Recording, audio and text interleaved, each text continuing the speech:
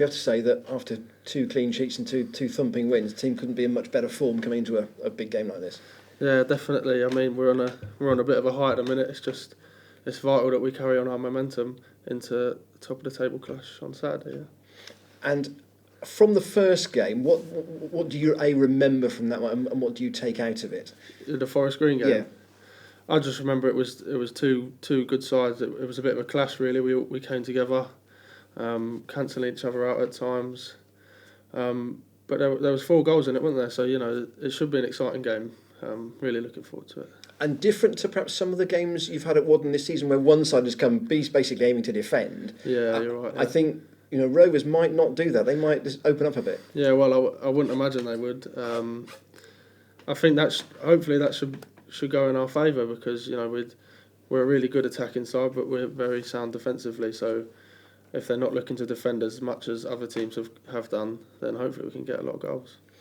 Billy said that you'd spoken a bit earlier in the week than you normally would about the opposition because you haven't had a midweek game. Yeah, exactly. What did you make of Elliot Freer in the match at the New Lawn? Because he lately has really come to the fore for Forest Green. Is that right? Yeah, well, to be honest, when we played against him, I did think he looked like a good player.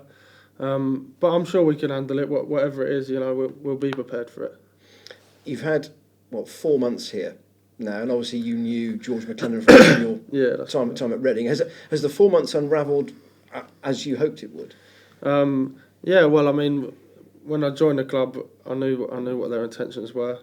I knew we wanted to be top of the table by Christmas, and at the moment we're doing that. It's just vital that we carry on. And from a personal point of view, I mean, is it better for you to be playing in national league football than it would be playing in age group football at Reading? Yes, yeah. Well, I mean, first team football is crucial. It's very. I've said before in these press conferences, like, it's just really vital for my experience. To get myself out there into first team football, senior football, playing against men, where the result really means a lot. So I think, yeah, definitely, it's a really good experience. And you've got, reasonable crowds to play in front of, and it's different atmospheres. 5,000 at Grimsby, possibly 3,500 on Saturday. Yeah, no, well, to be honest, I love that. I love playing in front of, a good crowd. I enjoy the atmosphere. And again, as I said, it's really good for my experience playing in front of crowds. So yeah. I mentioned that George and you were at Reading together. Obviously, Jack Munns and Dylan know each other from Charlton. In terms of knitting the team together, was that important that some of you knew each other before? Yeah, well, I think it's not. I think there's a lot more people that knew each other. I think the recruitment has been obviously very good. I mean, not all of us, but most of us are new. I think it's clear that he made sure people. It wasn't just 17 players just brought together. I think he made sure that everyone sort of knew of a few people at the club, and I mean the morale here is great, so he's done a very good job, obviously. Who is the organiser among the defence? I mean, Downsy wears the captain's armband, but I just wonder whether Dylan is the really vocal one. Yeah, Dylan is very vocal. He's a very good keeper, but all of us chip in. Yeah, Downsy is the obvious leader, but I would say we all chip in into the organisation. I mentioned Freer earlier. John Parkin, of course,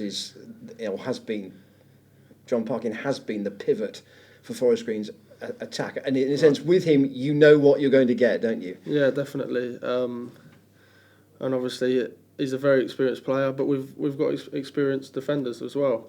I'm sure, like I said earlier, with Freer, whatever it is, whatever they're going to throw at us, we'll do our best to be prepared. And Parkin is, as you say, he's not going to run you, but he's got a defter touch than you might imagine, and he's a very good link player, in the same way, actually, that Danny Wright is for you. Yeah, no, well, as I said, he came on, I think, for 15 minutes or so.